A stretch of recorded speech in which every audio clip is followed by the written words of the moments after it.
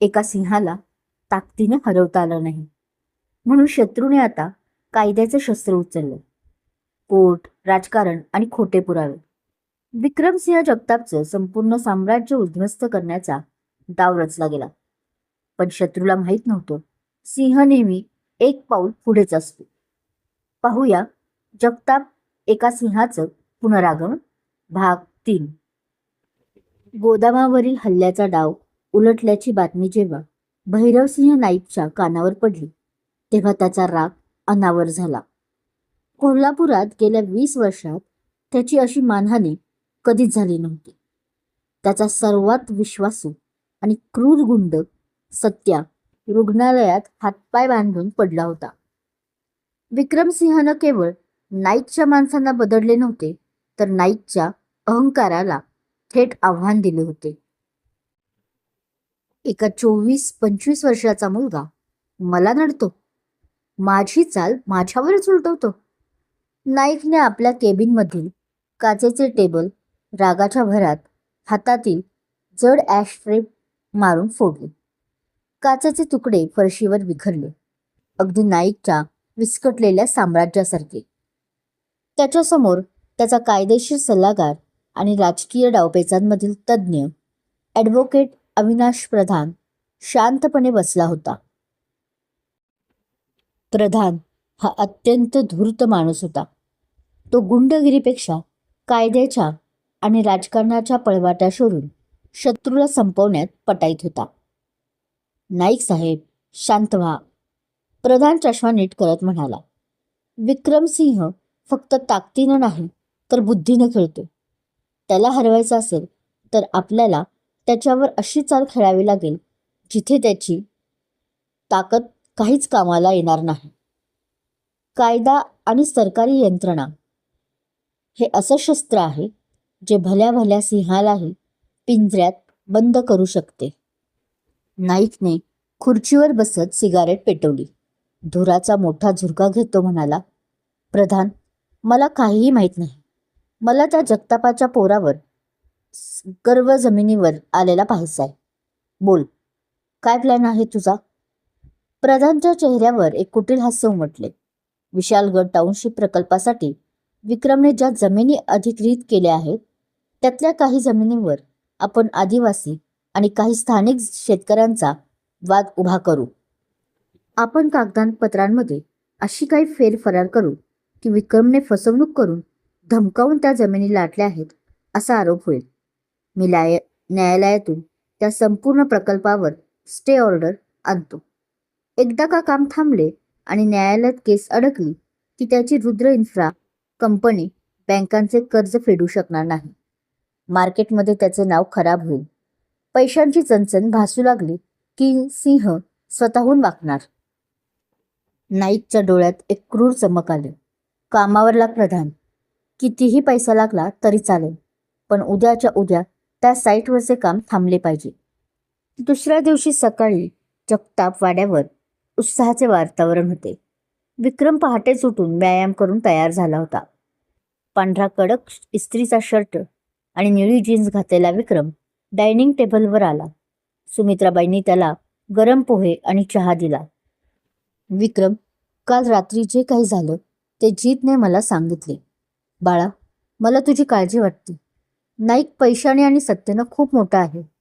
सुमित्राबाईंच्या आवाजात आईंची खरी धास्ती होती. विक्रमने हसून आईचा हात हातात घेतला. आई, दादासाहेबांनी मला एकच गोष्ट शिकवली आहे.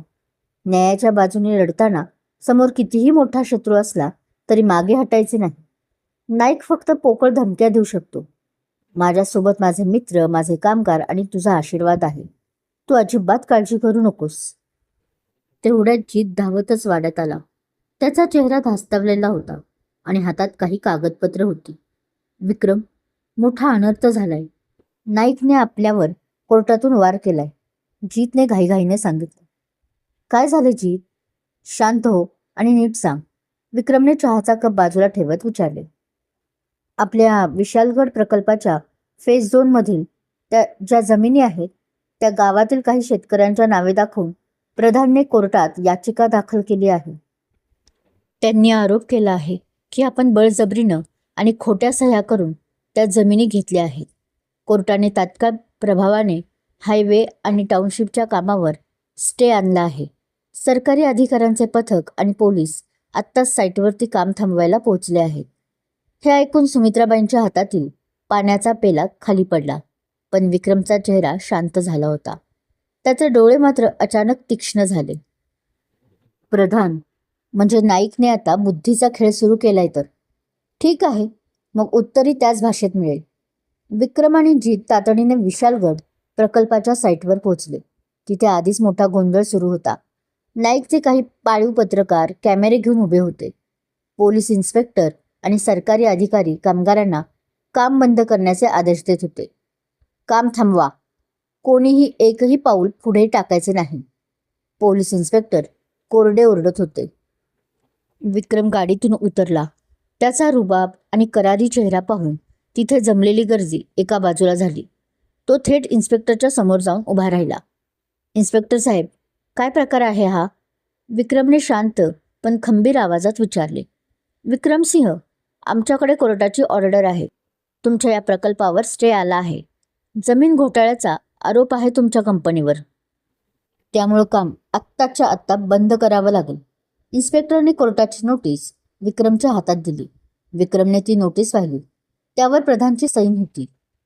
तेवढ्यात तिथे एका काळ्या गाडीतून ॲडव्होकेट प्रधान आणि स्वतः भैरवसिंह नाईक उतरले. नाईकच्या चेहऱ्यावर एक विजयी हास्य होते. तो विक्रमच्या जवळ आला. काय रे विक्रमसिंह, काय म्हणाला होतास? हा तर फक्त ट्रेलर आहे. बघ, मी तर पहिलाच सीन असा दाखवला की तुझा अख्खा सिनेमाच थिएटर्समधून बाहेर पडला. नाईकने उपरोधाने हसला आणि प्रधानने त्याला दाद दिली. नाईक साहेब, कायद्याचा हात खूप लांब असतो. या बेकायदेशीर जमिनीच्या प्रकरणात हा तुमचा रुद्र आता आत जाणार. प्रधानने चष्मा सावरत टोमणा मारला. कामगार घाबरले होते. जीत चिंतेत होता. नाईकच्या माणसांनी आणि पत्रकारांनी विक्रमला घेरले होते. कॅमेऱ्यांचे फ्लॅश त्याच्या चेहऱ्यावर चमकत होते. सगळ्यांना वाटत होते की विक्रम आता हताश होईल, संतापून काहीतरी करेल. पण विक्रम अचानक हसला. त्याचे ते हसू पाहून नाईक आणि प्रधानचा आत्मविश्वास थोडा डळमळीत झाला. प्रधान साहेब, तुम्ही वकील आहात, कायद्याचा अभ्यास केलाय तुम्ही, पण कदाचित तुम्ही विक्रमसिंह जगतापचा अभ्यास करायला विसरला. विक्रमने आपल्या खिशातून एक पेन ड्राईव्ह काढला आणि तो तिथल्या सरकारी अधिकाऱ्याच्या हातात दिला. हे काय आहे? अधिकाऱ्याने विचारले. साहेब, नाईक साहेबांनी ज्या शेतकऱ्यांना पुढे करून कोर्टात केस केली आहे ना, त्या सर्व शेतकऱ्यांचे मूळ, खरेदी खत, त्यांना आम्ही दिलेले बँक स्टेटमेंटचे चेक्स आणि सर्वात महत्त्वाचे म्हणजे काल रात्री ॲडव्होकेट प्रधान यांनी माणसांनी त्या गरीब शेतकऱ्यांना पैशाचे आमिष दाखवून आणि बंदुकीचा धाक दाखवून खोट्या कागदपत्रांवर सह्या करून घेतल्या. त्याचे स्टिंग ऑपरेशनचे व्हिडिओ रेकॉर्डिंग. विक्रमचे हे शब्द ऐकताच प्रधानच्या चेहऱ्यावरचा रंग उडाला. नाईकचा हात थरथरला. हो साहेब, विक्रम पुढे म्हणाला. मला माहीत होतं की नाईक खालच्या पातळीवर जाऊन काहीतरी करणार, म्हणून मी आधीच त्या शेतकऱ्यांच्या सुरक्षिततेची व्यवस्था केली होती. आणि माझ्या माणसांनी काल रात्री प्रधानच्या माणसांचा सगळा खेळ कॅमेऱ्यात कैद केला. ज्या कोर्टाने स्टे दिलाय त्याच कोर्टाच्या मुख्य न्यायाधीशांनी मी आज सकाळी 8:30 वाजता हे सगळे पुरावे ईमेलद्वारे पाठवले आहेत. हायकोर्टाने नाईकची याचिका फेटाळून लावली आहे आणि कोर्टाची दिशाभूल केल्याबद्दल नाईक कन्स्ट्रक्शन अँड ॲडव्होकेट प्रधान यांच्यावर 50 लाखांचा दंड ठोठावला आहे. ही पहा कोर्टाची ताजी ऑर्डर. विक्रमने आपल्या मोबाईलवर आलेली कोर्टाची नवीन डिजिटल ऑर्डर अधिकाऱ्याला आणि इन्स्पेक्टरला दाखवली. इन्स्पेक्टरनी ती वाचली आणि त्यांचा चेहरा गंभीर झाला.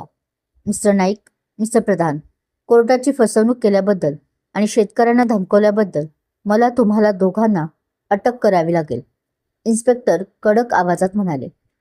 काय? नाही, हे खोटं आहे, प्रधान ओरडला. पण पोलिसांनी काही ऐकले नाही. त्यांनी नाईक आणि प्रधानच्या हाताला धरून त्यांना पोलिसांच्या गाडीच्या दिशेने नेण्यास सुरुवात केली. गाडीत बसण्यापूर्वी नाईकने मागे वळून विक्रमकडे पाहिले.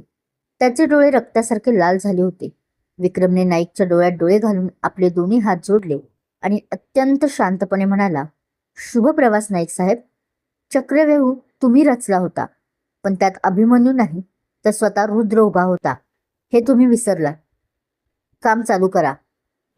विक्रमच्या एका आवाजावर कामगारांनी मोठ्या उत्साहात घोषणा दिल्या आणि हायवेचे काम दुप्पट वेगाने सुरू झाले.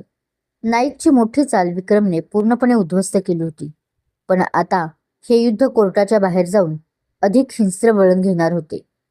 नाईकचा आणखी एक डाव विक्रमने उद्ध्वस्त केला, पण अपमानाचा बदला घेण्यासाठी आता नाईक कोणतं भयानक पाऊल उचलणार आणि या युद्धात पुढचा बळी कोण ठरणार जाणून घेण्यासाठी पाहायला विसरू नका जगताप एका सिंहाचं पुनरागमन भाग 4. व्हिडिओ आवडला असेल तर लाईक, शेअर आणि चॅनल सबस्क्राईब करायला विसरू नका. धन्यवाद.